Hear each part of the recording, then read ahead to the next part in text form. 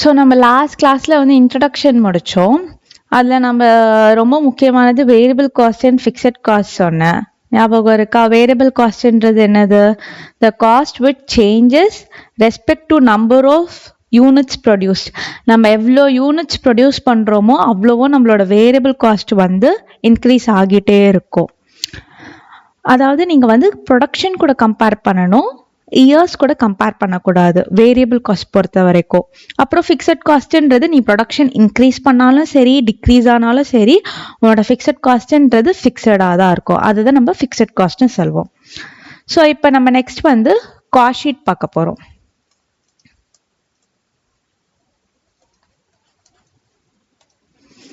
நம்ம cost sheet ஏன் படிக்க போகிறோன்னா வந்து நம்ம வந்து போன இதில் படிச்சிருப்போம் direct material, direct labour, direct expenses, அதோட தனி காஸ்ட் எவ்வளோ, டைரக்ட் லேபரோட தனி காஸ்ட் எவ்வளோ, டைரக்ட் எக்ஸ்பென்சஸ் நம்ம எவ்வளோ இன்கர் ஆகிறோம் அப்படின்றது இந்த காஸ்ட் ஷீட் நமக்கு வந்து டிரைவ் பண்ணி காமிக்கும். ஸோ வந்து இதை நம்ம என்னன்னு சொல்லலாம்னா cost sheet is a statement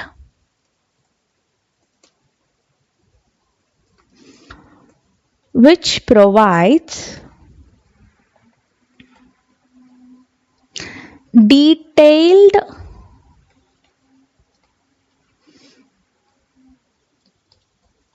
cost information. இதுதான் வந்து காஸ்ட் ஷீட் நம்ம வந்து கற்றுக்கிறதுக்கு மெயின் ரீசனே. அதாவது ஒரு பர்டிகுலர் காஸ்ட் எவ்வளோ இன்கர் ஆகுதுன்றது நம்ம ஈஸியாக இங்கே வந்து டீட்டெயில்டாகவே வந்து நமக்கு தெரிஞ்சிடும். ஸோ ஃபர்ஸ்ட் நான் வந்து காஸ்ட் ஷீட் கொஞ்சம் பெருசாக நமக்கு போகும். நான் ஃபஸ்ட்டு சிம்பிளாக வந்து காமிக்கிறேன், அது அப்புறமேட் போக போக அதை அப்படியே பெருசு பண்ணுறேன். ஃபஸ்ட்டு சிம்பிள் காஸ்ட் ஷீட் ஓட ஃபார்மேட் பாருங்கள்.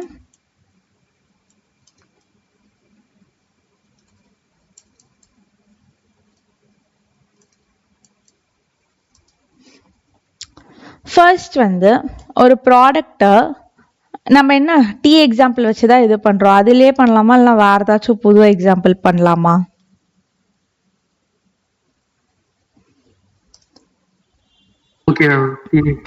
டீ ஓகேவா? சரி ஓகே. இப்போ நம்ம டீ போடுறதுக்கு என்னெல்லாம் தேவைப்படும்? டீ பவுடர், சுகர், மில்க்கு, அப்புறம் வந்து வாட்டர், இது எல்லாமே தேவைப்படும். இதெல்லாம் என்னது? நமக்கு டைரக்ட் மெட்டீரியல். அதுதான் நான் ஃபர்ஸ்ட் வந்து நமக்கு வரும் டைரக்ட் மெட்டீரியல் கன்சியூம்ட். மேம் கன்சியூம்டுக்கு மீனிங் என்ன அப்படின்னு கேட்டிங்கன்னா நான் எவ்வளோ யூஸ் பண்ணுறேன், அந்த பர்டிகுலர் ப்ராடக்ட்க்கு நான் எவ்வளோ யூஸ் பண்ணுறேன், அதுதான் வந்து டைரக்ட் மெட்டீரியல் கன்சியூம்ட். அப்புறமேட் வந்து இப்போ அந்த டீ வந்து ஒருத்தவங்க போடுவாங்களா, அவங்களுக்கு நான் வந்து லைக் 1 கிளாஸ் டீக்கு இவ்வளோன்னு சொல்லிட்டு ₹1 கொடுப்பேன்ல, அது என்னது? நான் எது கீழே போடுவேன்? டைரக்ட் வேஜஸ் கீழே வந்து அக்கௌண்ட் பண்ணுவேன். ஸோ நெக்ஸ்ட் நமக்கு டைரக்ட் வேஜஸ் வரும். இதே அந்த டீ கடையை வந்து நான் வந்து ஃப்ரான்ச்சைஸ் மூலியமாக வச்சுக்கிட்டு இருக்கேன்னு வச்சுக்கோங்க. ஃபார் எக்ஸாம்பிள் அது ஒரு கருப்பட்டி காஃபி ஷாப் நான் வச்சுக்கிட்டு இருக்கேன். அப்போ ஃப்ரான்ச்சைஸ் ஃபீ பே பண்ணி தான் நான் இது பண்ணுவேன். அந்த ஃப்ரான்ச்சைஸ் ஃபீ நமக்கு என்னது? Direct expenses.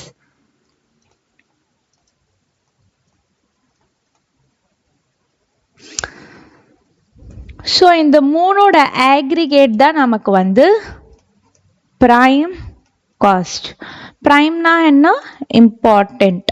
அதாவது ஒரு ப்ராடக்ட்க்கு இந்த 3 காஸ்ட்டுமே வந்து ரொம்ப இம்பார்ட்டன்ட். இது இல்லாமல் ஒரு ப்ராடக்ட்ன்றது நம்மளால மேனுஃபேக்சர் பண்ணவே முடியாது.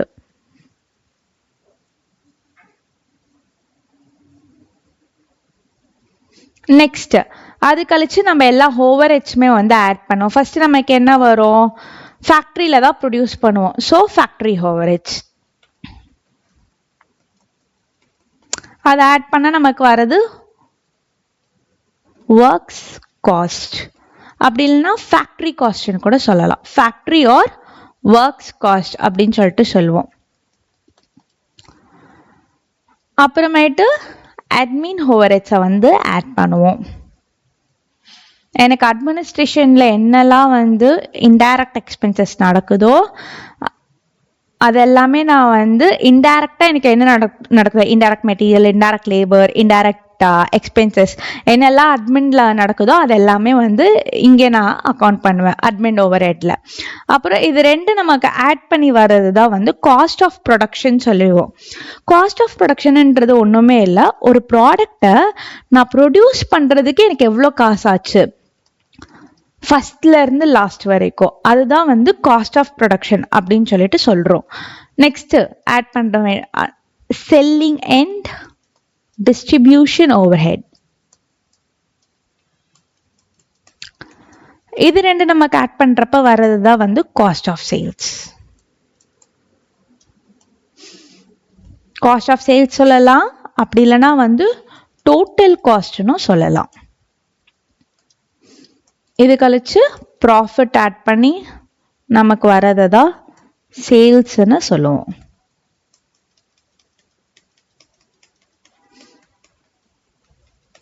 ஸோ புரிஞ்சுதா ஃபார்மேட்? இதுக்கு எல்லாத்துக்கான மீனிங் நம்ம இன்ட்ரோடக்ஷன் கிளாஸ்லயே பார்த்துட்டோம். புரிஞ்சுதா?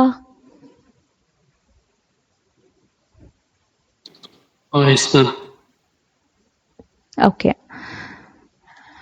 இப்போ ஒரு மேனுஃபேக்சரிங் கம்பெனியில் தான் நம்ம வந்து காஸ்ட் ஷீட்ன்றதே ஆக்சுவலாக போடுவோம், கரெக்டாக? அப்போ அந்த மேனுஃபேக்சரிங் கம்பெனியில் காஸ்ட் ஷீட் நம்ம போடுறோம் அப்படின்றதுக்காகலாம் ப்ரொடக்ஷன் வந்து நிப்பாட்டிலாம் வைக்க மாட்டாங்க.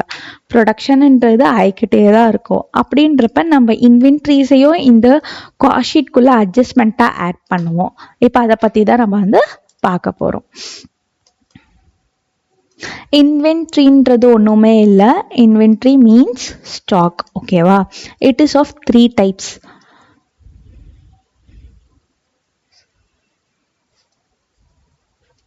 ஸ்டாக்ன்றது நமக்கு 3 டைப்ஸ். ஃபர்ஸ்ட் வந்து நான் ரா மெட்டீரியல் அப்படின்னு சொல்லிட்டு சொல்றேன். செகண்ட் ஒன் வந்து ஒர்க் இன் ப்ராக்ரஸ்.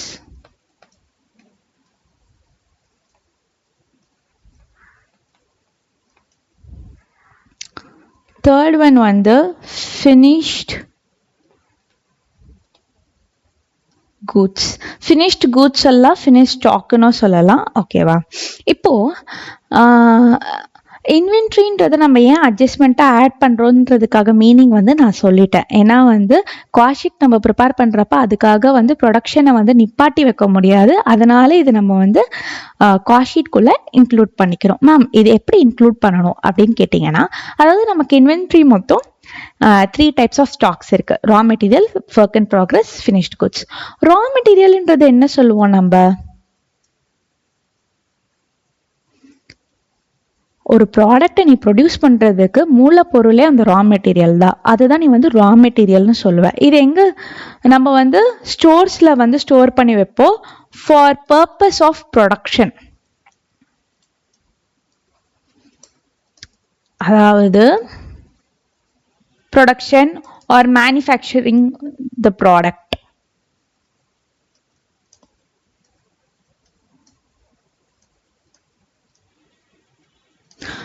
அதாவது நான் வந்து ரா மெட்டீரியல்ன்றதை நம்ம எதை சொல்லுவோம்னா வந்து அந்த மெட்டீரியலை வச்சு தான் நான் வந்து என்னோட ப்ராடக்டே நான் ப்ரொடியூஸ் பண்ணுறேன் அப்படின்றத தான் நம்ம ரா மெட்டீரியல்னு சொல்லுவோம்.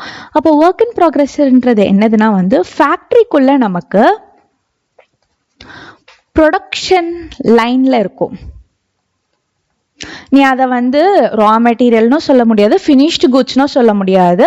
அது வந்து இன் லைன் ஆஃப் ப்ரொடக்ஷன்ல இருக்கும். உனக்கு வந்து அந்த ப்ராடக்ட் ப்ரொடியூஸ் ஆகிக்கிட்டு இருக்கும். அதுதான் வந்து work in work in progress அப்படின்னு சொல்லிட்டு சொல்லுவோம். நெக்ஸ்ட் ஃபினிஷ்டு குட்ஸ் அப்படின்றது ஒன்றுமே இல்லை. அந்த ஒரு ரா மெட்டீரியலை வந்து நீ போட்டு கன்வெர்ட் பண்ணி உனக்கு கடைசியில் வர ப்ராடக்டை தான் நம்ம ஃபினிஷ்டு குட்ஸ்னு சொல்லுவோம்.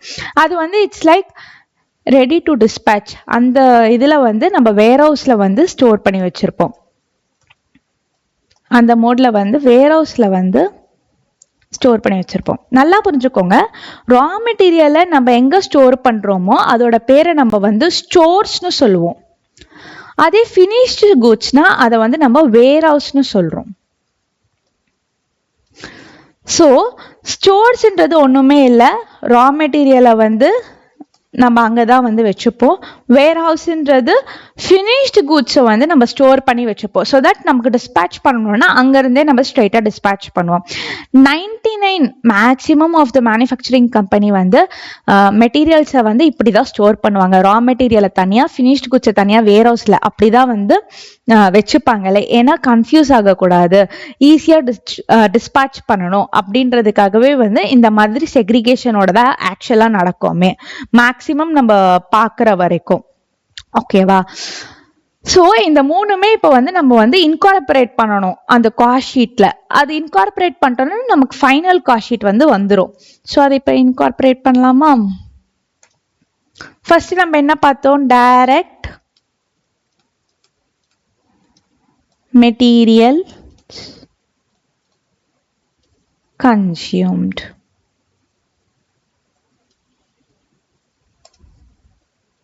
இங்க நான் ஒரு ஸ்டார் போடுறேன், ஏன்னா இதோட அட்ஜஸ்ட்மெண்ட் நம்ம லாஸ்டா பார்க்க போறோம்.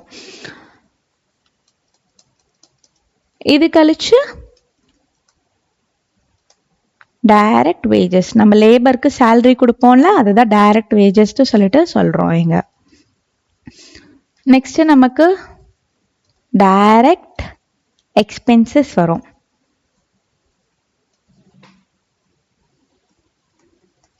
இந்த மூணு ஆட் பண்றது தான் நம்ம பிரைம் காஸ்ட் அப்படின்னு சொல்லிட்டு சொல்லுவோம். ஸோ இந்த பிரைம் காஸ்ட் கழிச்சு நம்ம என்ன ஆட் பண்ணுவோம்?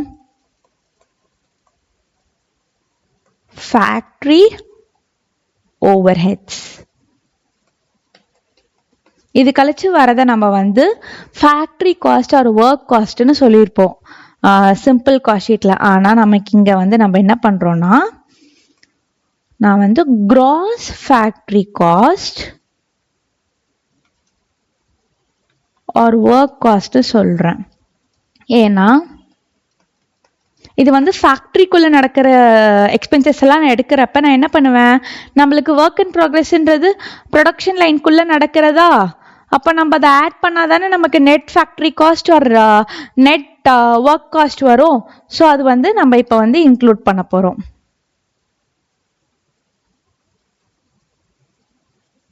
இங்க எப்பயும் போலதான் வந்து add opening work in progress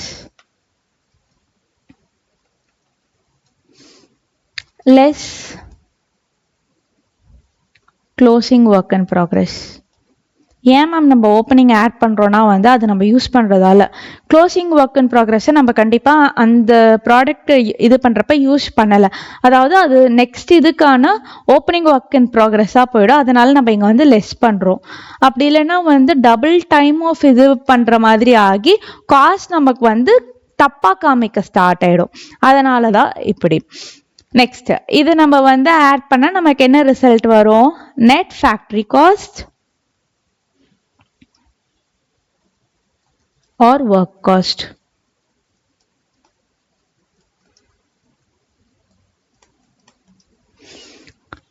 இது கழிச்சு இந்த net factory cost or work cost நம்ம வந்து ஃபேக்டரி ஓவர்ஹெட்ஸ்னும் படிச்சிருப்போம். ஃபேக்டரி ஓவர்ஹெட்ஸ்னா என்ன? எனக்கு ஃபேக்டரிக்குள்ள நடக்கிற எல்லா indirect material, indirect labour, indirect expenses என்னெல்லாம் நடக்குதோ அது நான் வந்து ஃபேக்டரி ஓவர்ஹெட்ஸ் கீழே வந்து அக்கௌண்ட் பண்ணுவேன். மேம் அப்போ நெட் ஃபேக்டரி காஸ்ட்னா என்னன்னா வந்து எனக்கு ஃபர்ஸ்ட் டைரக்ட் மெட்டீரியல்ல இருந்து என்ன நடக்குதோ, அதாவது எனக்கு ஃபேக்டரியில இருந்து அந்த ப்ராடக்ட் வெளில போற வரைக்கும் என்னெல்லாம் நடக்குதோ அதுதான் நான் வந்து நெட் ஃபேக்டரி காஸ்ட்னு சொல்லுவேன். நான் என்னோட டைரக்ட் மெட்டீரியல், வேஜஸ், எக்ஸ்பென்ஸ் எல்லாம் ஆட் பண்ணி, என்னோட ஓவர்ஹெட்ஸையும் ஆட் பண்ணி, என்னோட ஃபேக்டரிக்குள்ள நடக்கிற எல்லா டைரக்ட் அண்ட் இன்டைரக்டையும் நான் வந்து ஆட் பண்ணி சொல்றது தான் net factory cost or work cost சொல்லிட்டு சொல்லுவோம்.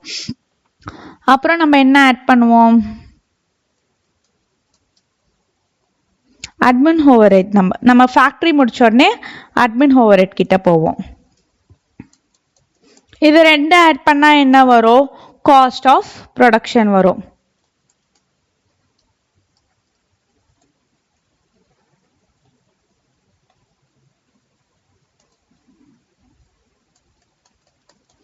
இந்த காஸ்ட் ஆஃப் ப்ரொடக்ஷன்ன்றது என்னது? நம்ம ப்ரொடக்ஷன் ஐட்ட கழிச்சு ஃபினிஷ்டு கூட்ஸோ ஸ்டாக்ல போய் இருக்கும், அதுக்கு என்ன ப்ரைஸ், அதாவது ரெடி ஃபார் சேல் அந்த மாதிரி இருக்கும். அப்படின்றப்ப நம்ம என்ன பண்ணணும், நம்மளோட இன்வென்ட்ரியில இருக்கிற ஃபினிஷ்டு குட்ஸ் வேர் ஹவுஸ்ல எவ்வளோ இருக்குன்றதையும் நம்ம பார்த்துக்கணும். கரெக்டா? அதனால so add opening stock of finished goods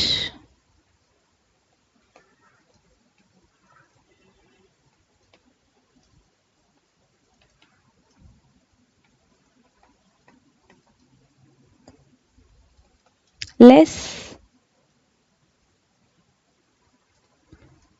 closing stock of finished goods. இது கழிச்சு நம்ம வரது தான் வந்து காஸ்ட் ஆஃப் goods sold அப்படின்னு சொல்லிட்டு சொல்றோம். ஓகேவா? இந்த காஸ்ட் ஆஃப் குட்ஸ் சோல்டுன்றது என்னது, நமக்கு வந்து total cost incurred for the goods which are ready for sales.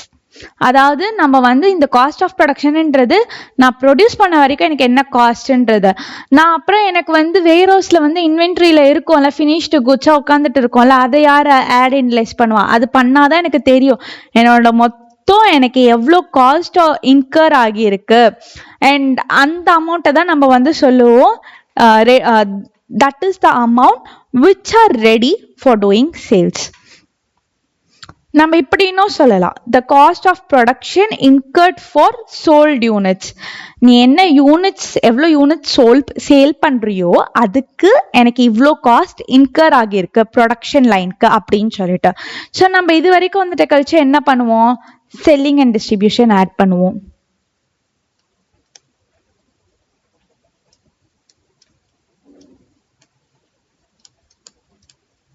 Selling and distribution overhead add பண்ணி நமக்கு வரது தான் வந்து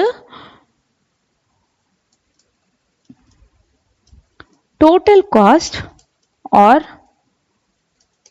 காஸ்ட் ஆஃப் சேல்ஸ்னு சொல்லிட்டு சொல்றோம். அப்புறமேட்டு ப்ராஃபிட் ஆட் பண்ணி வரது தான் நம்ம சேல்ஸ் அப்படின்னு சொல்லிட்டு சொல்றோம். ஓகேவா? இது வரைக்கும் புரிஞ்சுதா? ஏதாச்சும் டவுட்ஸ் இருக்கா? புரிஞ்சது மேம். ஓகே. இப்போ நெக்ஸ்ட் இதில் நான் ஃபர்ஸ்ட் ஸ்டார்ட் பண்ண அப்போ சொன்னேன்னா இந்த ரா மெட்டீரியல் கன்சியூம்டுன்ற அட்ஜஸ்ட்மெண்ட் நம்ம பார்க்கணும்னு. இப்போ நெக்ஸ்ட் அதுதான் நம்ம என்ன படிச்சோங்க, டைரக்ட் மெட்டீரியல் கன்சியூம்ட் அப்படின்ற அட்ஜஸ்ட்மெண்ட் தான் நம்ம பார்க்க போறோம். கன்சியூம்னா என்னது, அந்த இதுக்கு நான் எவ்வளோ வந்து செலவு பண்ணியிருக்கேன் அதுதான் வந்து கன்சியூம் அப்படின்ற மீனிங். கரெக்டா? ஸோ இதுக்கு நம்ம என்ன பண்ணுவோம்னா எப்பயும் போலதான் opening stock of raw material, ஆர்எம்ன்றது ஒன்றும் இல்லை ரா மெட்டீரியல், ஆட் purchases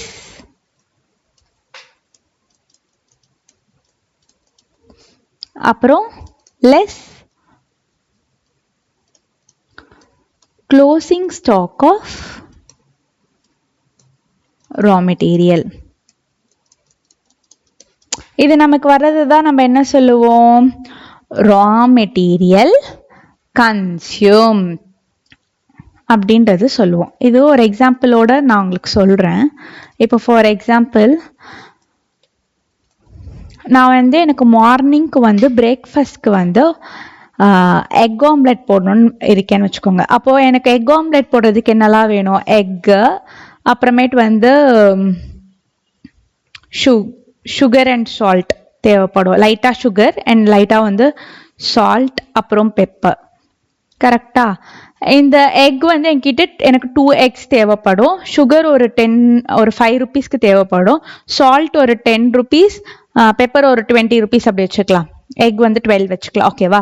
இவ்வளோ ருபீஸ் எனக்கு தேவைப்படும் ஒரு எக் ஆம்லெட் போடுறதுக்கு, கரெக்டா?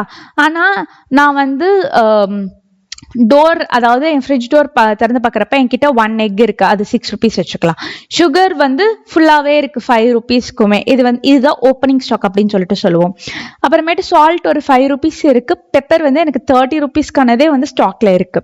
அப்போ நான் என்ன பண்ணுவேன், என்கிட்ட இல்லாததை நான் பர்ச்சேஸ் பண்ணுவேன், கரெக்டா? எனக்கு வந்து 6 வந்து ஓப்பனிங் ஸ்டாக் இருக்கு, ஆனால் எனக்கு 12க்கு தேவைன்றப்ப நான் 6 rupeesக்கு திருப்பி பர்ச்சேஸ் பண்ணுவேன், கரெக்டா? எனக்கு 5 rupees தேவைப்படுது, 5 rupees ஆஃப் சுகர் எனக்கு இருக்கிறதால நான் எதுவுமே பர்ச்சேஸ் பண்ண மாட்டேன் சுகர் பொறுத்த வரையிலும். நெக்ஸ்ட், நீங்க ஓப்பனிங் ஸ்டாக் ஆஃப் சால்ட் பார்த்தீங்கன்னா 5 rupeesக்கு இருக்கு, ஆனால் வந்து எனக்கு 10 rupeesக்கு தேவைப்படுறப்ப நான் திருப்பி 5 rupeesக்கு வந்து ஐ வில் டூ பர்ச்சேஸ். இங்கே நீங்க பார்த்தீங்கன்னா என்னோட பெப்பர் வந்து 20 rupeesக்கு வந்து என்கிட்ட எனக்கு வேணும், ஆனால் 30 rupees எனக்கு ஓப்பனிங் ஸ்டாக் இருக்குன்றப்ப இங்க நமக்கு க்ளோசிங் ஸ்டாக் உள்ள வருவோம். 10 rupees நம்ம வந்து யூஸ் பண்ணாம அது க்ளோசிங் ஸ்டாக் உள்ள போகும். அப்படின்றப்ப இதை நம்ம எப்படி சொல்லலாம்? Opening stock plus purchases minus closing stock is equal to direct material consume. அதாவது 6 + 6 12, இங்க வந்து 0, ஓகேவா? ஒண்ணுமே இல்லை. அப்புறமேட்டு வந்து 5 + ஒண்ணுமே இல்லை, -0 5. அப்புறம் சால்ட் வந்து நமக்கு ஓப்பனிங் ஸ்டாக் ஆஃப் 5 இருக்கு, பர்ச்சேஸ் ஒரு 5 rupeesக்கு பண்றோம், க்ளோசிங் ஸ்டாக் ஒண்ணுமே இல்லை, ஸோ 2 ஆட் பண்ணா வரதுதான் நமக்கு வந்து டைரக்ட் மெட்டீரியல் கன்சியூம். அதே மாதிரி தான் பெப்பருக்கு நீங்க வரப்போ உங்களுக்கு பர்ச்சேசஸ் ஒண்ணுமே இருக்காது, அதுக்கு பதிலாக க்ளோசிங் ஸ்டாக் வந்து 10 rupeesக்கு இருக்கும், அது மைனஸ் பண்றப்ப 20. இதுதான் நம்ம வந்து சொல்றோம். இதை நம்ம ஒரு ஸ்டேட்மெண்டா தான் வந்து இங்க நம்ம வந்து போடுறோம். So opening stock of raw material plus purchases minus closing stock of raw material is equal to direct material consumed. புரிஞ்சிருச்சா? எக்ஸாம்பிள் அந்த ஃபார்முலா ஏன் வருது அப்படின்றது.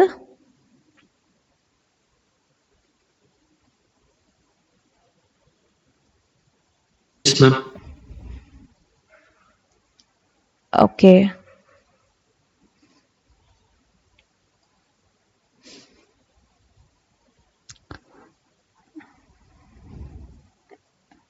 இப்போ இங்க பர்ச்சேசஸ்ன்றது ஒன்று வந்து நம்ம இது பண்ணியிருப்போம், அதுக்கான ஒரு ஸ்மால் அட்ஜஸ்ட்மெண்ட் பார்க்கலாம்.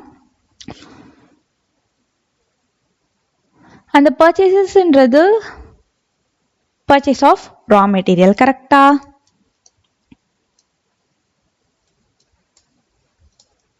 இப்போ நான் வந்து ஒரு எக்ஸாம்பிள் சொல்றேன். ஃபர்ஸ்ட் ஆஃப் ஆல்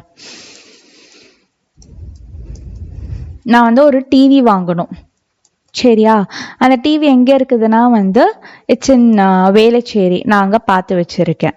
ஆனா என்னோட வீடு வந்து இட்ஸ் இன் கோடம்பாக்கம்.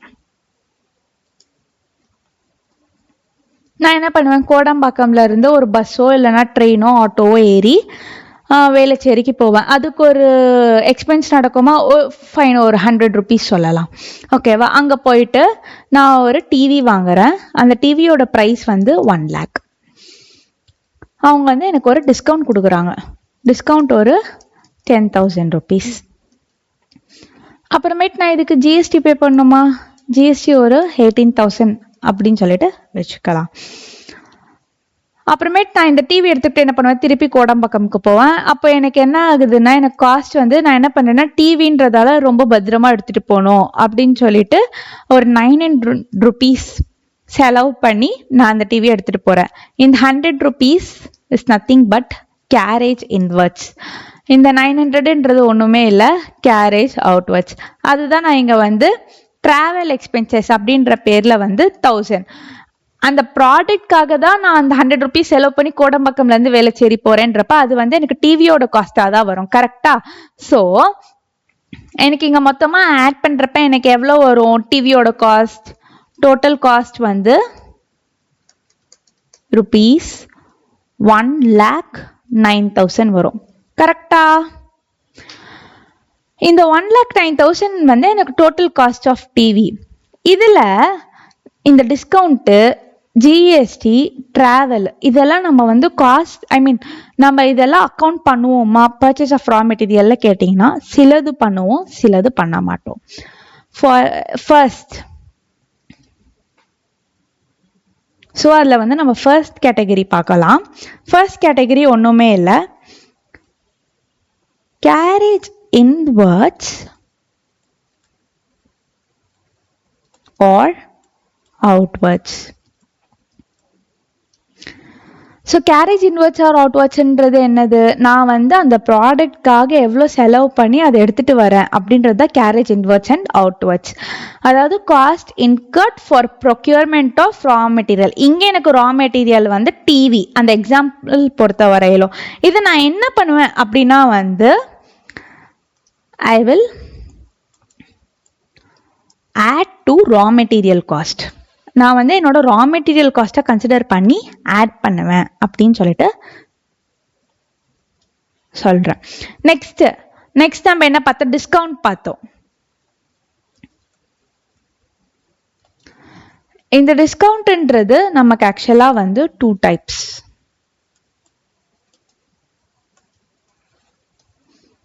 ஃபர்ஸ்ட் வந்து கேஷ் டிஸ்கவுண்ட். செகண்ட் ஒன் என்றது ட்ரேட் டிஸ்கவுண்ட்.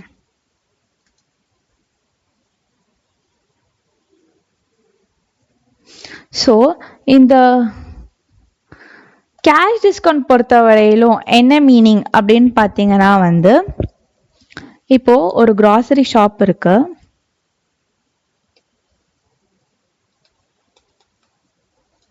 அங்கே நான் போயிட்டு வந்து திங்ஸ்லாம் வாங்குறேன்னு வச்சுக்கோங்க. நான் போய் வாங்குறேன், அது எனக்கு தெரிஞ்ச கடைன்றதால அந்த அங்கிள் சொல்கிறாங்க நீ வந்து 3 months கழிச்சு பே பண்ணு. அதாவது நான் எப்போ போய் வாங்கினாலும் நான் 3 months கழிச்சு தான் வந்து பே பண்ணுவேனே, ஓகேவா? ஸோ நான் போய் மெட்டீரியல்ஸ் வாங்கிட்டு திங்ஸ் வாங்கிட்டு வருவேன் எனக்கு என்ன தேவையோ. ஆனால் நான் பே பண்ணுறது வந்து 3 months கழிச்சு தான். நான் இன்னைக்கு போய் பர்ச்சேஸ் பண்ணேன், எனக்கு வந்து 30,000 ஆச்சுன்னு வச்சுக்கோங்க. இந்த 30,000 ஆச்சா செலவு, நான் என்ன பண்ணுவேன், போயிட்டு ப்ராடக்ட்ஸ் வாங்கிட்டு வந்துடுவேன். 3 months கழிச்சு தான் பே பண்ணுவேன். ஆனால் என்ன அது என்கிட்ட வந்து சர்ப்ளஸாகவே அமௌண்ட் இருக்குது. ஸோ நான் சொல்லுவேன் அங்கிள் நான் அந்த 30,000 காஸ்ட் வந்து ஃபுல்லாகவே பே பண்ணிடுறேன்னு. அப்போது அவர் சொல்லுவார் இல்லை நீ எனக்கு 30,000 பே வேணாம், ஜஸ்ட் 29,000 rupees பே பண்ண அப்படின்னு சொல்லுவாங்க. அப்போ அந்த 1,000 rupees என்ன? அந்த 1,000 rupees என்னதுன்னா இன்ட்ரெஸ்ட். காசு வட்டிக்கெல்லாம் விடுவாங்க தெரியும்ல, அதே இதுதான். இந்த இன்ட்ரெஸ்ட்ன்றது நமக்கு வந்து காஸ்ட் டேர்மே இல்லை, அது வந்து நமக்கு ஃபினான்ஷியல் ஐட்டம். காஸ்ட் ஐட்டமே இல்லை, அது வந்து நமக்கு ஃபினான்ஷியல் ஐட்டம். அதனால இந்த காஸ்ட் நம்ம வந்து இக்னோர் பண்ணுவோம் காஸ்ட் ஷீட்ல இருந்து. இது நம்ம வந்து காஸ்ட் ஷீட்ல இருந்து ஃபுல்லாவே வந்து இக்னோர் பண்ணிடுவோம் இந்த கேஷ் டிஸ்கவுண்ட் அப்படின்ற கான்செப்ட். கேஷ் டிஸ்கவுண்ட் கான்செப்ட் புரிஞ்சுதா? Yes ma'am. Okay, next trade discount அப்படின்னு பார்க்குறப்ப ட்ரேட் டிஸ்கவுண்ட்ன்றது ஒன்றுமே இல்லை நமக்கு. ஃபார் எக்ஸாம்பிள் அதே அண்ணாச்சி கடைக்கு நான் போயிட்டு நான் வந்து 1 kg சுகர் வாங்குறேன். அந்த 1 kg சுகர் ஒரு 40 rupeesன்னு வச்சுக்கலாம், ஓகேவா? ஆனால் நான் என்ன பண்ணுறேன், எங்கள் வீட்டில் வந்து ஒரு ஃபெஸ்டிவல், அதனால் நான் வந்து போயிட்டு 100 kg சுகர் வாங்குறேன். நான் இங்கே வந்து லம்சம்பான குவான்டிட்டி இது பண்ணுறேன். அப்போ நான் போயிட்டு என்ன சொல்லுவேன், அண்ணாச்சி எனக்கு இந்த மாதிரி நான் 100 kgs ஆஃப் சர்க்கரை எனக்கு வேணும், எவ்வளோ 1 கிலோ? அவர் அப்போ 1 கிலோ 40ன்னு சொன்னால் நான் ஒத்துப்பேன்? நான் கண்டிப்பாக ஒத்துக்க மாட்டேன். நான் என்ன சொல்லுவேன், நான் பல்காக வாங்குறேன் அப்படின்றப்ப நீங்கள் எனக்கு பார்த்து கொஞ்சம் வந்து டிஸ்கவுண்ட் கொடுக்கலாம்ல அப்படின்னு கேட்பேன். அப்போ அவர் என்ன சொல்லுவார், சரி அப்போ நீ வந்து 1 kgக்கு வந்து ₹38 அப்படின்ற இதில் ₹3,800 பே பண்ணுன்னு சொல்லுவார். இந்த டிஸ்கவுண்ட் இருக்குல்ல, இதுதான் வந்து நமக்கு ட்ரேட் டிஸ்கவுண்ட் அப்படின்னு சொல்லிட்டு சொல்லுவோம். அதாவது when the purchaser purchases huge amount of stock, at that time supplier gives discount on the stock. அதுதான் வந்து நம்ம வந்து ட்ரேட் டிஸ்கவுண்ட் அப்படின்னு சொல்லிட்டு இங்க சொல்றோம். இது வந்து considered in cost sheet. Cost ஷீட்ல நம்ம வந்து எடுத்துப்போம். ஏன்னா இவர் இங்க டிஸ்கவுண்ட் வந்து நமக்கு ஸ்டாக் அப்படின்ற இதுல வச்சு கொடுக்குறாரு. ஆனா இங்க வந்து மொத்தமான இதுல இன்ட்ரெஸ்ட் அப்படின்ற ஃபினான்ஷியல் ஐட்டம் வருது. அதனால வந்து trade discount is considered in cost sheet. புரிஞ்சுதா? ஹேமலதா உங்களுக்கு புரிஞ்சுதா? Yes ma'am. ஓகே, டவுட்ஸ் என்னெல்லாம் இருக்கோ அப்பவே கேட்டுருங்க, ப்ராப்ளம் இல்லை. சரிங்க மேம். ஓகே, நெக்ஸ்ட் நம்ம போறது வந்து டாக்ஸஸ். அதான் நம்ம ஜிஎஸ்டி டாக்ஸ் பே பண்ணோம்ல, அதை பத்தி இப்போ வந்து இது பண்ண போறோம். ஸோ டாக்ஸஸும் வந்து நமக்கு வந்து மொத்தம் 2 டைப்ஸ். ஒன்று வந்து இன்புட் டாக்ஸ் கிரெடிட் வந்து நமக்கு இருக்கும். இன்னொன்னுல வந்து no input tax credit. Ma'am, இந்த இன்புட் டாக்ஸ் கிரெடிட் அப்படின்னா என்னன்னு கேட்டிங்கன்னா வந்து ஒன்றுமே இல்லை. இப்போ ஒரு ப்ராடக்ட் நான் வாங்குறேன்னா அதுக்கு நான் ஃபஸ்ட்டு டேக்ஸ் பே பண்ணுவேன், அப்புறமேட்டு எனக்கு கவர்மெண்ட் வந்து ரீஃபண்ட் பண்ணும். அதுதான் நான் வந்து இன்புட் டாக்ஸ் கிரெடிட்னு சொல்கிறேன். நோ இன்புட் டாக்ஸ் கிரெடிட்னா நான் வந்து டேக்ஸ் பே பண்ணுவேன்னா கவர்மெண்ட்க்கு, ஆனால் அவங்க திருப்பி கொடுக்கவே மாட்டாங்க. அதுதான் நோ இன்புட் டாக்ஸ் கிரெடிட். அதாவது ஃபர்ஸ்ட் பே டேக்ஸ்,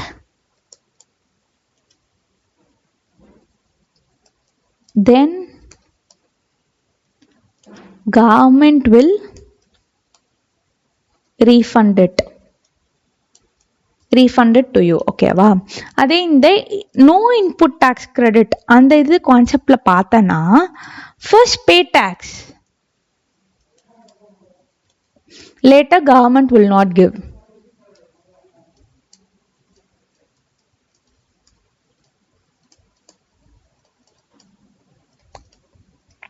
ஸோ இந்த இன்புட் டாக்ஸ் கிரெடிட்ல பார்த்தீங்கன்னா நான் என்ன காசு கொடுக்குறேனோ அது எனக்கு திருப்பி ஃபுல்லாகவே ரீஃபண்ட் ஆகிடும்.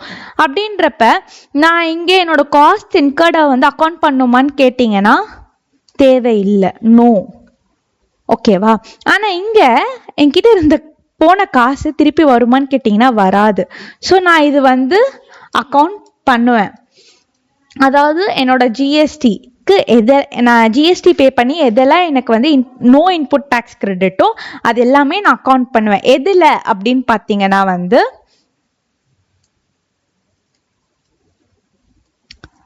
added to the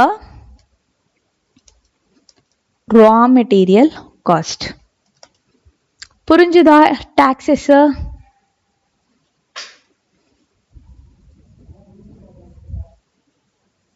yes ma'am.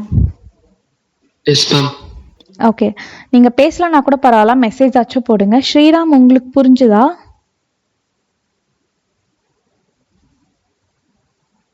Okay,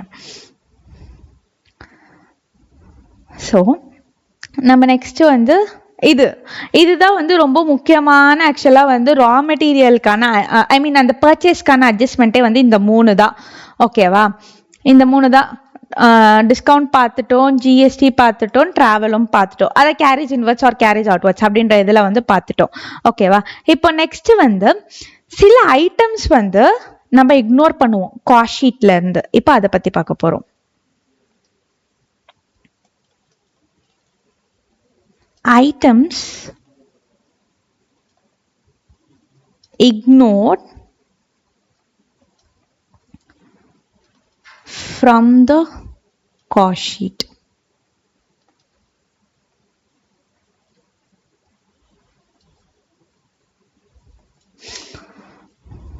First,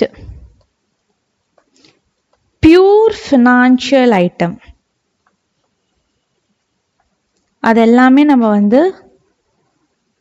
account பண்ண மாட்டோம் காஸ்ட் ஷீட்ல. அதாவது ஃபார் எக்ஸாம்பிள் பேட் டெப்ஸ், அது எல்லாமே பியூர் ஃபினான்ஷியல் ஐட்டம், அதெல்லாம் இங்கே எடுக்கவே மாட்டோம். அப்புறமேட்டு வந்து டிவிடெண்டு,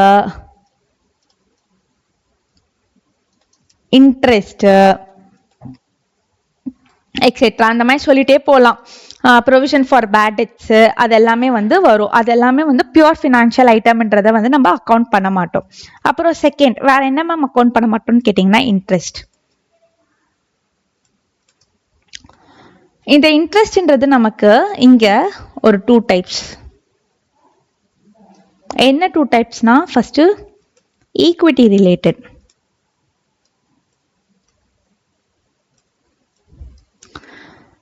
ஈக்விட்டி ரிலேட்டட்ன்றது ஒன்றுமே இல்லை, நம்ம எஃப்எம்ல வந்து படிச்சிருப்போம் equity related things. Share holders fund அந்த இதுக்கெலாம் நம்ம வந்து இன்ட்ரெஸ்ட் கொடுப்போம்ல, ஈக்விட்டி அண்ட் டிபெஞ்சர்ஸ்க்குலாம், அதுதான் ஓகேவா. அதெல்லாம் வந்துச்சுன்னா வந்து அதெல்லாம் ஈக்விட்டி ரிலேட்டட், அதெல்லாம் வந்து டு பி இக்னோர்ட். நமக்கு இன்னொரு டைப் இருக்கு, அதுதான் வந்து நான் ஈக்விட்டி ரிலேட்டட்.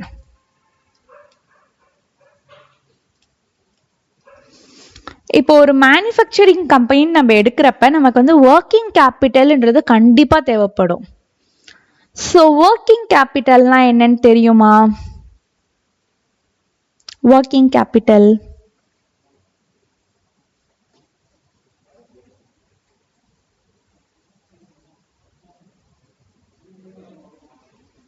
சரி, ஓகே, நானே சொல்றேன். அது ஒரு எக்ஸாம்பிள் வச்சு, ஸோ தட் ஈஸியா இருக்கும்.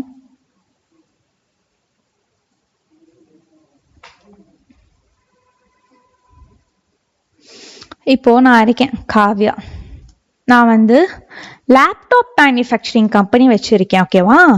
லேப்டாப் மேனுஃபேக்சரிங் கம்பெனி என்கிட்ட ஒரு 100 crores இருக்கு. அந்த 100 crores நான் என்ன பண்றேன்னா வந்து ரா மெட்டீரியல் 100 crores வாங்கி லேப்டாப் வந்து ப்ரொடியூஸ் பண்ணிட்டேன். எல்லாமே எனக்கு வந்து ஃபினிஷ்டு குட்ஸா வந்து வந்துருச்சு. நான் வேர் ஹவுஸ்ல வந்து ஸ்டோர் பண்ணி வச்சிருக்கேன் சேல் பண்றதுக்காக, ஓகேவா. இந்த ப்ராசஸ் பண்றதுக்கு எனக்கு ஒரு ரா மெட்டீரியல் வாங்கி அந்த லேப்டாப் ப்ரொடியூஸ் பண்றதுக்கு இட் வில் டேக் லைக் 2 monthsனு வச்சுப்போம், ஓகேவா. என்கிட்ட 100 crores இருந்துச்சு. அந்த 100 crores வந்து ரா மெட்டீரியல் நான் வாங்கி ஃபினிஷ்டு குட்ஸா வந்து லேப்டாப்பை வந்து ப்ரொடியூஸ் பண்ணிட்டேன். இப்போ இங்க 1 month ஆனாலே அது கழிச்சு நான் வந்து சில இது எக்ஸ்பென்சஸ் எனக்கு இன்கர் ஆகும். ஃபார் எக்ஸாம்பிள், என்னோட எம்ப்ளாயியோட சேலரி நான் பே பண்ணணுமா, அது ஒரு 20 lakhs வருதுன்னு வச்சுக்கோங்க. ஆனா என்கிட்ட இருந்ததே 100 crores தான். அந்த 100 crores நான் எடுத்து ரா மெட்டீரியல்ல போட்டு ஃபினிஷ் குட்ஸா வாங்கி வச்சேன். அதாவது அந்த 100 crores இருக்கு, ஆனா they are in the form of finished goods. அப்படின்றப்ப நான் எம்ப்ளாயி சேலரி கொடுத்து ஆகணும். அதுக்கு நான் என்ன பண்ணுவேன்? பேங்க் போவேன். பேங்க் போயிட்டு லோன் எடுப்பேன். 20 lakhs லோன் எடுத்து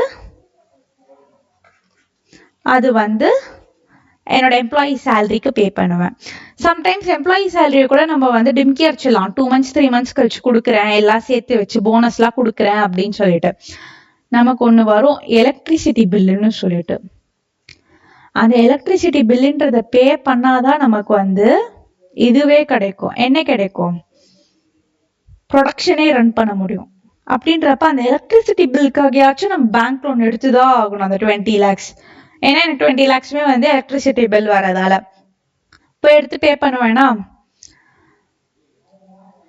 இதுக்கான லோன் நான் எடுக்கிறல, இது எதுக்காக நான் எடுக்கிறேன்?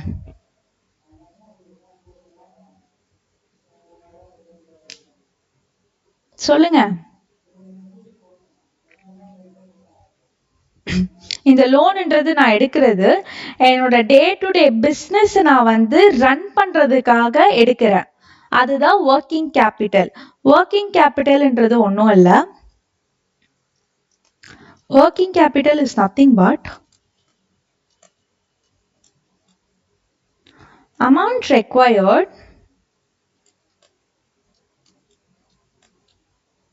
to run the day to day business operation. அதுதான் நம்ம வந்து ஒர்க்கிங் கேபிட்டல்னு சொல்றேன். புரிஞ்சுதா? Yes, ma'am. Yes, ma'am. இப்போ ஒரு நாளைக்கு எனக்கு இவ்வளவு செலவுன்றது கண்டிப்பா ஆகும். அந்த ஒரு நாள் செலவுன்றது பாக்குறப்ப மேண்டேட்ரியா அது இருந்தாதான் ஆகும். லேபர்ஸ் எனக்கு இருக்கணும், அவங்களுக்கு நான் வேஜஸ் கொடுக்கணும், எலக்ட்ரிசிட்டி பில் பே பண்ணணும், அந்த மாதிரி நிறைய இருக்கு. அதே மாதிரி சில மெட்டீரியல்ஸ் எல்லாம் எனக்கு கான்ஸ்டன்டா தேவைப்படும். அதெல்லாம் கூட ஒர்க்கிங் கேபிட்டலா அந்த கீழே வந்துடும். அந்த அமௌண்ட் இருந்தாதான் என்னால பிசினஸ் ஆப்ரேட்டே பண்ண முடியும் அன்னைக்கு. அததான் நம்ம வந்து ஒர்க்கிங் கேபிட்டல் அப்படின்னு சொல்லிட்டு சொல்றோம். இது வந்து நமக்கு காஸ்ட் ஷீட்ல வந்து வருமான்னு கேட்டீங்கன்னா ஆமா, நம்ம வந்து வரும். ஆனா என்ன பண்ணுவோம்னா வந்து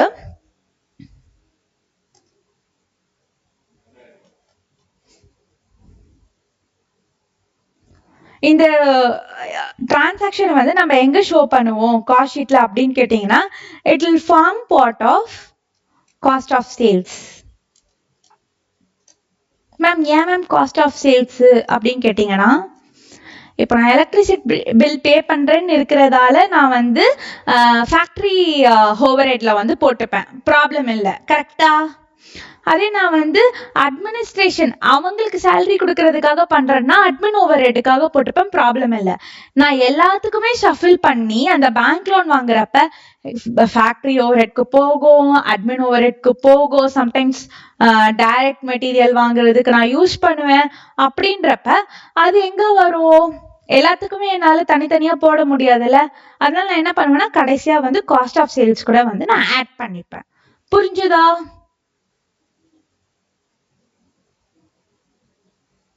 yes ma'am. Yes ma'am. So அதுதான் வந்து ஒர்க்கிங் கேபிட்டல் அப்படின்றது. இப்போ நெக்ஸ்ட் வேற என்னெல்லாம் வராது அப்படின்னு பாத்தீங்கன்னா டொனேஷன்ஸ். டொனேஷன்ஸ் வராது நமக்கு காஸ்ட் ஷீட்ல. அப்புறமேட்டு வந்து கேபிட்டல் லாஸ் ஆர் ப்ராஃபிட் அப்படின்றது ஒண்ணுமே இல்லை. நமக்கு இது நடக்கும்ல, ஒரு ஃபிக்ஸட் அசட் இல்லைன்னா எதையாச்சும் நம்ம சேல் பண்ணுவோமா லேண்ட் அந்த மாதிரி எல்லாம், அப்ப நமக்கு கேபிட்டல் லாஸ் அண்ட் ப்ராஃபிட் ஆகும். அதுக்கும் காஸ்ட் ஷீட்க்கும் சுத்தமா சம்மந்தமே இல்லை, அது எல்லாமே வந்து ஃபினான்ஷியல் ஐட்டம். ஓகேவா? கரெக்டா? அப்புறமேட்டு வேற என்னது? Income tax paid or advance tax paid, இது வருமான்னு கேட்டீங்கன்னா இதுவும் வராது. அப்புறம் நெக்ஸ்ட் வந்து ரிட்டர்ன் ஆஃப் இன்டான்ஜிபிள் அசெட்ஸ், அதுவும் நமக்கு வராது காஸ்ட் ஷீட்ல.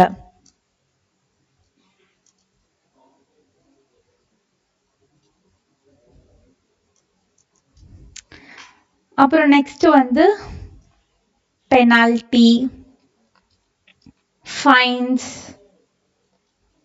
டேமேஜஸ் அதெல்லாமும் வராது. மேம் ஏன் மேம் பெனால்டி, ஃபைன்ஸ், டேமேஜஸ்லாம் வராது அப்படி கேட்டிங்கன்னா இப்போ வந்து நமக்கு லா பிரகாரம் இருக்கும்ல, இது நீ வந்து ஒழுங்கா இது பண்ணலன்னா நீ பெனால்டி ஃபைன் பே பண்ணி ஆகணும். ஃபார் எக்ஸாம்பிள் வந்து இப்போ நான் ஒரு மேனுஃபேக்சரிங் கம்பெனி வச்சுக்கிட்டு இருக்கேன், ஹெல்த் மெஷர்ஸ் இல்லாமல் வச்சுக்கிட்டு இருக்கேன்றப்ப I should pay penalty for the government. அந்த பெனால்ட்டி எல்லாம் நான் காஸ்ட் ஷீட்டில் எடுத்துகிட்டு வந்து போட்டேன்னா என்னோட ப்ராடக்ட் காஸ்ட் அதிகமாகாது, கண்டிப்பாக ப்ராடக்ட் காஸ்ட் அதிகமாகும். அப்போது மார்க்கெட்டில் சேல் ஆகுமா? கண்டிப்பாக சேல் ஆகாது. ஸோ அந்த பெனால்ட்டின்றது அதாவது அந்த பிஸ்னஸ் ஓனர் வந்து அவங்களோட தப்பான டெசிஷனால இன்கர் ஆகுது அப்படின்றப்ப அதுக்கும் ப்ராடக்ட்க்கும் சுத்தமா சம்பந்தமே இல்லை. புரிஞ்சுதா? ஸோ பெனால்டி, ஃபைன்ஸ், டேமேஜஸ் அதெல்லாம் நமக்கு வராது. அதே மாதிரி தான் இன்னொரு செட் வராது, சப்சிடிஸ், கிராண்ட்ஸ், இன்சென்டிவ்ஸ் அதெல்லாமும் வராது.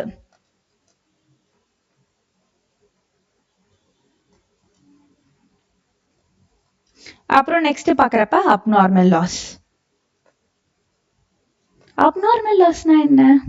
நம்ம எப்பவுமே படிப்போம் அப்நார்மல் லாஸ்ன்றத வந்து கான்ஸ்டன்டா எல்லா சப்ஜெக்ட்டுமே படிப்போம். அப்நார்மல் லாஸ்னா என்ன? எதிர்பாராம வர லாஸ். புரியல. எதிர்பாராம வர லாஸ்ல மேம். அப்நார்மல் லாஸ்ன்றது ஒன்றும் இல்லை, நம்ம எதிர்பார்க்காத loss. Fire accident, goods stole ஆகும், அதுதான் நம்ம வந்து அப்நார்மல் லாஸ்ன்னு சொல்லுவோம். ஃபார் எக்ஸாம்பிள் இப்போ நான் வந்து ஒரு இட்லி கடை வச்சுக்கிட்டு இருக்கேன், காவ்யா இட்லி ஷாப்னு சொல்லிட்டு. ஓகேவா? அதுக்கு பேரலாவே வந்து சரண் அப்படின்றவங்க வந்து இட்லி ஷாப் வச்சுக்கிட்டு இருக்காரு. ஓகேவா? நான் ஒரு 10,000 rupees வர்த்கான மாவுக்கு வந்து இட்லி ஊத்துறேன், இவரும் வந்து 10,000 rupees வர்த்கான மாவுல வந்து இட்லி ஊத்துறாரு. என்ன நடக்குது? நான் வந்து மாவு தோசை இட்லி ஊத்திக்கிட்டு இருக்கிறப்ப 5 இட்லிஸ் தான் போட்டேன். அது கழிச்சு என்ன ஆச்சு, நான் தட்டி விட்டு அந்த பேட்டர், அந்த மாவு எல்லாமே வந்து கீழே செதறி போயிடுச்சு. அப்படின்றப்ப நான் என்ன பண்ணுவேன், அவள்தான் எனக்கு அது திருப்பி அதை வலிச்சு எடுத்து இட்லி ஊத்தியா கொடுக்க முடியும்? கண்டிப்பா கொடுக்க முடியாது. நான் வேற மாவு போய் வாங்கி தான் இது பண்ண முடியும். கரெக்டா? ஆனா இங்க சரண் வந்து 10,000 rupeesக்கான மாவை வந்து அவர் யூஸ் பண்ணி அவர் வந்து ஒரு 100,000 இட்லிஸ் போட்டுட்டாரு. ஓகேவா? அப்ப இங்க நான் வந்து 5 இட்லிஸ் தான் போட்டேன்றதால 10,000 divided by 5 எவ்வளவு வரும்? 2,000 வருமா? ஒரு இட்லி 2,000 நான் என்னால விற்க முடியும். ஆனா இங்க சரண் எவ்வளவு விற்பாரு? 10,000 idlis 10,000 rupees of batter divided by 1,000 idlis is equal to 10 rupees அப்படின்னு சொல்லிட்டு விற்பாரு. நான் 2,000 விற்கிறேன், அவர் 10 ரூபாய்க்கு விற்கிறேன்றப்ப எந்த கடையில போய் வாங்குவாங்க அவங்க? சரண் கடையில தான் கண்டிப்பா போய் வாங்குவாங்க. கரெக்டா? Yes ma'am. நான் இங்க எனக்கு ஏன் வந்து 2,000 வருது? நான் என்னோட அப்நார்மல் லாஸை வந்து இன்க்ளூட் பண்ணிக்கிட்டதால, ப்ராடக்ட்ல வந்து இன்க்ளூட் பண்ணிக்கிட்டதால தான் எனக்கு வந்து ஒரு இட்லி நான் 2,000 ருபீஸ்க்கு விற்கிறேன். ஆனா சரண் அப்படி இல்லை, கரெக்டா வந்து விற்கிறாரு. அதனால அவருக்கு வந்து கரெக்டா இதாகுது. ஸோ அந்த அப்நார்மல் லாஸையும் நம்ம வந்து இன்க்ளூட் பண்ணிக்க கூடாது காஸ்ட் ஷீட்ல. இதுதான் வந்து காஸ்ட் ஷீட்டோட ஃபார்மேட்டுன்னு நீங்க பாக்குறப்ப. ஓகேவா? புரிஞ்சுதா? இந்த கான்செப்ட்ஸ் வச்சு தான் நம்ம சம்ஸ் போடுவோம். அங்கங்க ஸ்மால் அட்ஜஸ்ட்மெண்ட்ஸ் வராதுன்னு சொல்லலை. ஆனால் மெயின் கான்செப்ட்ன்றதே வந்து இதுதான். சம்ஸ்ன்றது we will start from tomorrow.